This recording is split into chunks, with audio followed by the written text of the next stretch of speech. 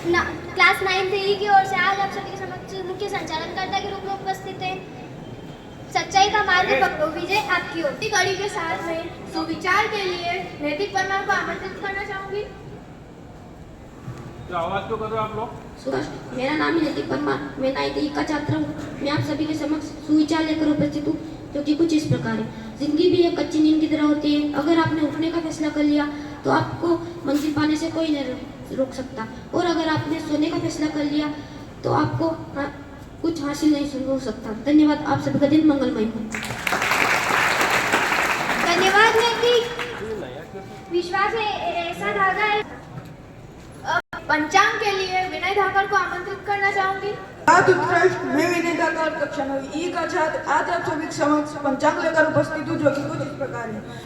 अंग्रेजी दिनांक 23 अगस्त 2025, वार शनिवार, तिथि अमावस्या, संवत 1947, विक्रम संवत 2082, पक्ष कृष्ण पक्ष, माह भाद्रपद, नक्षत्र मेघा, ऋतु शरद ऋतु। आप सभी का दिन मंगलमय हो। धन्यवाद।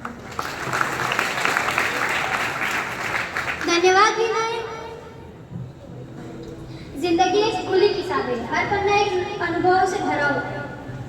अब मैं नैतिक शिक्षा के लिए राघवेंद्र सिंह को आमंत्रित करना चाहूंगी।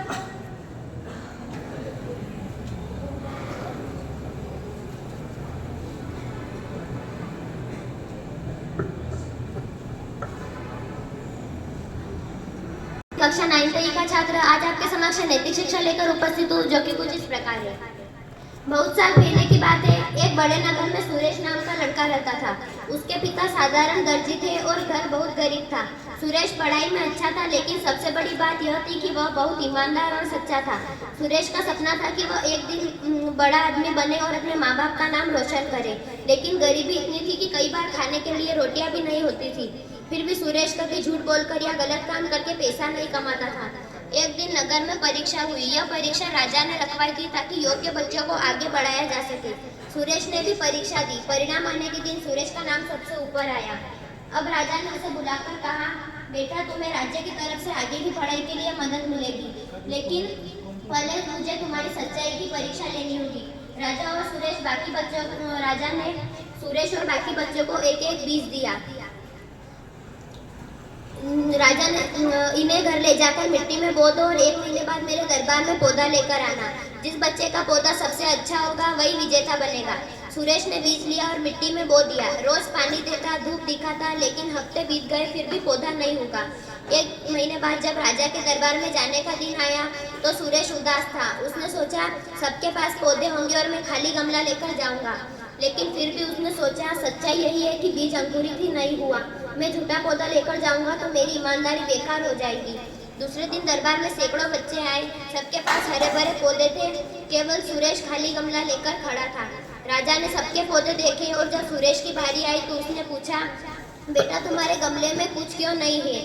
सुरेश ने सिर झुकाकर कहा, महाराज मैंने पूरी मेहनत की लेकिन बीज अंकुरित ही नहीं हुआ। झूठा पौधा लाना मुझे सही नहीं लगा, इसलिए खाली गमला ही लेकर आया हूँ। राजा यह सुनकर मुस्कुराए और दरबार में जोर से बोले, सुन लो यही है असली विजेता सुरेश। सब लोग हैरान रह गए। तब राजा ने बताया कि मैंने जो बीज दिए थे वे उबले हुए थे, उनसे कोई पौधा नहीं उग सकता। बाकी सब बच्चों ने धोखा दिया और कहीं से पौधे लेकर आए। केवल सुरेश ने सच बोला और खाली गमला लाया। यही असली ईमानदारी है। राजा ने सुरेश को राज्य का छात्रवृत्ति पुरस्कार दिया और आगे की पढ़ाई के लिए भेजा। बाद में वही सुरेश बड़ा अधिकारी बना और उसने अपने नगर और गांव का नाम रोशन किया। इस कहानी से हमें ये शिक्षा मिलती है कि सच्चाई कठिन लग सकती है, लेकिन उसका फल मीठा होता है। ईमानदारी इंसान को सम्मान, विश्वास और असफलता दिलाती है। झूठ से शायद थोड़े समय का फायदा हो, लेकिन सच्चाई से जीवन भर की जीत मिलती है। धन्यवाद। आपका सभी का दिन मंगलमय।